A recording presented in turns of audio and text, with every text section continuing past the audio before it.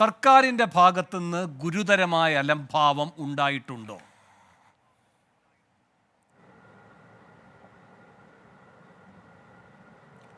സർക്കാരിൻ്റെ ഭാഗത്ത് നിന്ന് ഗുരുതരമായ അലംഭാവം ഉണ്ടായിട്ടുണ്ടോ എന്ന ചോദ്യത്തിന് മറുപടി പറയുന്നതിന് മുമ്പ് ഒരു കാര്യം അടിവരയിട്ട് പറയുവാൻ ഞാൻ ആഗ്രഹിക്കുന്നത്, ഈ കേസിൻ്റെ ഇരയോടൊപ്പം നിൽക്കുന്നവർ, അല്ലെങ്കിൽ ഈ കേസിലെ വാദിയോടൊപ്പം നിൽക്കുന്നവർ, സിദ്ധാർത്ഥന് നീതി ലഭിക്കണമെന്ന് ആഗ്രഹിക്കുന്നവർ, അവർ ഇൻട്രസ്റ്റ് ഓഫ് ജസ്റ്റിസിൻ്റെ താല്പര്യപ്രകാരം മറ്റ് താല്പര്യങ്ങളൊന്നും നോക്കാതെ സിദ്ധാർത്ഥൻ്റെ അമ്മ ശരിയായ രീതിയിൽ ഇവിടെ കാര്യങ്ങൾ വിവരിച്ചു. അവരുടെ സ്റ്റേറ്റ്മെൻറ്റിൽ നിന്നുള്ള വളരെ വ്യക്തമാണ്, ഇന്നത്തെ സർക്കാരിൻ്റെ നടപടിയിൽ ദേ ആർ ഹാപ്പി. അതാണ് ഏറ്റവും പ്രധാനപ്പെട്ട കാര്യം. അപ്പോൾ ഇതിൽ പ്രധാനപ്പെട്ട ഒരു കാര്യം നമ്മൾ മനസ്സിലാക്കേണ്ടത്, ഈ ഒരു സംഭവം ഉണ്ടായപ്പോൾ നമ്മുടെ സമൂഹമാകെ, മാധ്യമങ്ങളാകെ ഇത് ശക്തമായ നടപടി ഉണ്ടാകണമെന്ന് ആഗ്രഹിക്കുകയും അതിൻ്റെ പേരിൽ ശബ്ദമുയർത്തുകയും ചെയ്തു.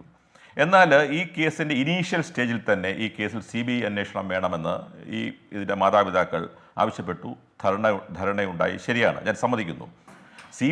എങ്ങനെയാണ് CBIയുടെ അന്വേഷണം വിടേണ്ടത് നമുക്കെല്ലാവർക്കും അറിയാം. കാരണം സംസ്ഥാന ഗവൺമെൻറ്റിൻ്റെ പ്രോഗേറ്റീവാണ് ഒരു ക്രൈം അന്വേഷണം എന്ന് പറയുന്നത്. സംസ്ഥാന ഗവൺമെൻറ്റിൻ്റെ നിർദ്ദേശമില്ലാതെ ഹൈക്കോടതിക്കോ സുപ്രീം കോടതിക്കോ ശരിയായ രീതിയിലല്ല അന്വേഷണം നടക്കുന്നത് എന്ന് വളരെ പോസിറ്റീവ് എന്ന രൂപത്തിൽ പറയുകയായിരുന്നു സിദ്ധാർത്ഥന്റെ അമ്മ ഇപ്പോൾ സന്തോഷവതിയാണ് എന്നത്. അങ്ങനെയല്ല. ഇപ്പോൾ ഈ 9-ാം തീയതി മുഖ്യമന്ത്രിയെ പോയി കണ്ട് ഈ കടലാസുകൾ കൊടുക്കുന്നു. അന്ന് തന്നെ മുഖ്യമന്ത്രി അത് CBIക്ക് വിടുന്നു എന്ന് പറയുന്നു. പിന്നെ എന്താണ് സംഭവിച്ചിരിക്കുന്നത്? ഇന്നിപ്പോ ആ കുടുംബം പറയുന്നത് എന്താണ്? ഈ ഫയല് ഏതൊക്കെ സ്ഥലത്ത് പോയി, എവിടെയൊക്കെ തടയപ്പെട്ട് കിടക്കുന്നു എന്ന് പിന്നാലെ വിളക്കും പിടിച്ച് നടന്നിട്ടാണ് സത്യം ഇന്നിപ്പോ ഇങ്ങനെ ഒരു കാര്യം ഉണ്ടായിരിക്കുന്നത്. അത് ഏതു തരം സന്തോഷമാണെന്നാണ് താങ്കൾ കരുതുന്നത്? അതിലേക്കാണ് ഞാൻ വരുന്നത്. അല്ലല്ല, അങ്ങനെയല്ല. ഞാൻ പറഞ്ഞ ഒരു വാക്ക് മാത്രം അടർത്തിയെടുത്ത് ഇൻറ്റർപ്രറ്റ് ചെയ്യരുത്. ഞാൻ അങ്ങനെയല്ല ഉദ്ദേശിച്ചത്. ഞാൻ ഉദ്ദേശിച്ചത് സന്തോഷവതി എന്ന് ഉദ്ദേശിച്ചത് ആ രീതിയിലല്ല. ഞാൻ പറഞ്ഞത് ഇന്നത്തെ മുഖ്യമന്ത്രിയുടെ നീക്കത്തിൽ, ഇന്ന് സസ്പെൻഡ് ചെയ്തതിൽ, ഇന്ന് അന്വേഷണം അടിയന്തരമായി CBIക്ക് കൈമാറിയതിൽ സന്തോഷവതിയാണ് എന്ന് മാത്രമാണ് ഞാൻ സൂചിപ്പിച്ചത്. ഞാൻ പറഞ്ഞു വന്നത്, ഈ കേസ് ഏത് സാഹചര്യത്തിലാണ് CBIക്ക് വിട്ടത് എന്ന് നമുക്കറിയാം. ഈ കേസിൽ മുഖ്യമന്ത്രി തന്നെ ഈ പ്രക്ഷോഭമുണ്ടായി, ഞാൻ സമ്മതിക്കുന്നു. ഈ കേസ് CBIക്ക് വിടണം എന്ന് പറഞ്ഞു. പ്രൊസീജിയറിൽ ലാഗ് ഉണ്ടായില്ല എന്ന് ഞാൻ പറഞ്ഞാൽ ഉണ്ടായില്ല എന്ന് പറയാൻ കഴിയും. ലാഗ് ഉണ്ടായിട്ടുണ്ട്, അത് പകൽ പോലെ വ്യക്തമല്ലേ.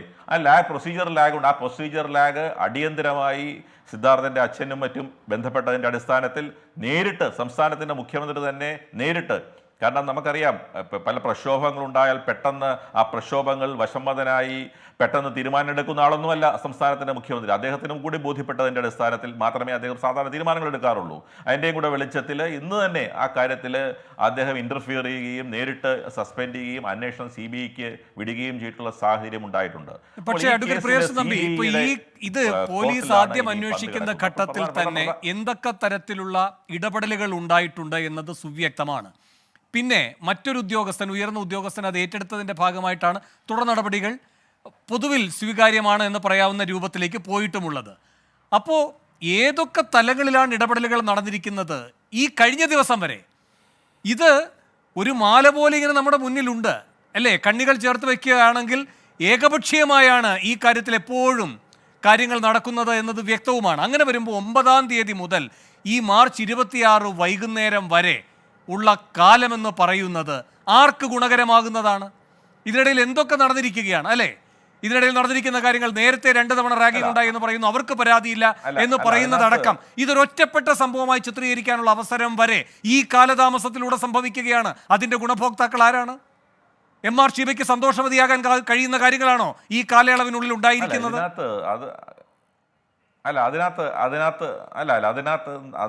നമ്മൾ മനസ്സിലാക്കേണ്ട ഒരു പ്രധാന കാരണം, ഇങ്ങനത്തെ ഒഫൻസിൽ ആരൊക്കെ ശ്രമിച്ചാൽ പോലും, കാരണം ഞാനൊരു ക്രിമിനൽ അഭിഭാഷകനായി ഈ രംഗത്ത് അനവധി വർഷത്തെ പ്രവർത്തന പരിചയമുള്ള ഒരാളാണ്. അതുകൊണ്ട് ഞാൻ പറയുകയാണ്, ആരൊക്കെ എന്തൊക്കെ ശ്രമിച്ചാലും ശരി, ദൈവത്തിൻ്റെ കയ്യൊപ്പ് എന്ന് പറയുന്നത് പോലെ ഈ എവിഡൻസ്, കളക്ഷൻ ഓഫ് എവിഡൻസിൻ്റെ കാര്യത്തിൽ നമുക്കറിയാം, പോലീസ് സയൻറ്റിഫിക് എവിഡൻസ് വളരെ പ്രധാനപ്പെട്ടതല്ലേ. ഈ പറയുന്ന വ്യക്തി സിദ്ധാർത്ഥൻ്റെ മരണപ്പെട്ട സിദ്ധാർത്ഥിൻ്റെ പോസ്റ്റ്മോർട്ടം റിപ്പോർട്ട് എക്സാമിനേഷൻ വളരെ പ്രധാനപ്പെട്ടതല്ലേ? പോസ്റ്റ്മോർട്ടം എക്സാമിനേഷനിൽ നിന്ന് പോസ്റ്റ്മോർട്ടം ചെയ്യുന്ന അവസരത്തിൽ എടുത്ത വിസറ പരിശോധനയ്ക്ക് അയക്കും. അപ്പോൾ ഇത്തരത്തിൽ കോസ് ഓഫ് ഡെത്ത് എങ്ങനെയാണെന്ന് മനസ്സിലാക്കാൻ പോസ്റ്റ്മോർട്ടം അതിന് പോലീസിന് എന്ത് ചെയ്യാൻ കഴിയും? അത് അങ്ങനത്തിലുള്ള എവിഡൻസ് ഒക്കെ ഈ കേസിൽ ഇനീഷ്യൽ സ്റ്റേജിൽ തീർച്ചയായിട്ടും പോലീസ് കളക്ട് ചെയ്തിട്ടുണ്ടാകും. ആ എവിഡൻസ് ഒക്കെ വെച്ചുകൊണ്ട് ഈ നല്ലൊരു കേസ് ബിൽഡ് ചെയ്യാൻ വേണ്ടി CBIക്ക് കഴിയും. അതിൽ നമ്മൾ അത്തരത്തിൽ അതിനെ കാണേണ്ട യാതൊരു കാര്യവുമില്ല. ഈ കേസിൽ എനിക്ക് തോന്നുന്നു 25ഓളം പ്രതികളെ ഓൾറെഡി അറസ്റ്റ് ചെയ്ത് കഴിഞ്ഞു. ആ പ്രതികളുടെ എല്ലാം ബെയിൽ ആപ്ലിക്കേഷൻസ് കൽപ്പറ്റ സെഷൻസ് കോടതിയും അവിടുത്തെ ബത്തേരി മജിസ്ട്രേറ്റ് കോടതിയും തള്ളി. ആ ബെയിൽ ആപ്ലിക്കേഷൻ എല്ലാം പ്രോസിക്യൂഷൻ ശക്തമായി എതിർത്തു. പലരും ഇപ്പോൾ ഹൈക്കോടതിയിലേക്ക് മൂവിയിട്ടുണ്ട് എന്നാണ് നമ്മൾ മനസ്സിലാക്കുന്നത്. അപ്പൊ അത്തരത്തിൽ പ്രിലിമിനറി ഇൻവെസ്റ്റിഗേഷൻ നടന്നിട്ടുണ്ട്. ആ പ്രിലിമിനറി ഇൻവെസ്റ്റിഗേഷന്റെ ബാക്കിയാണ് CBI ഇനി അന്വേഷിക്കേണ്ടത്.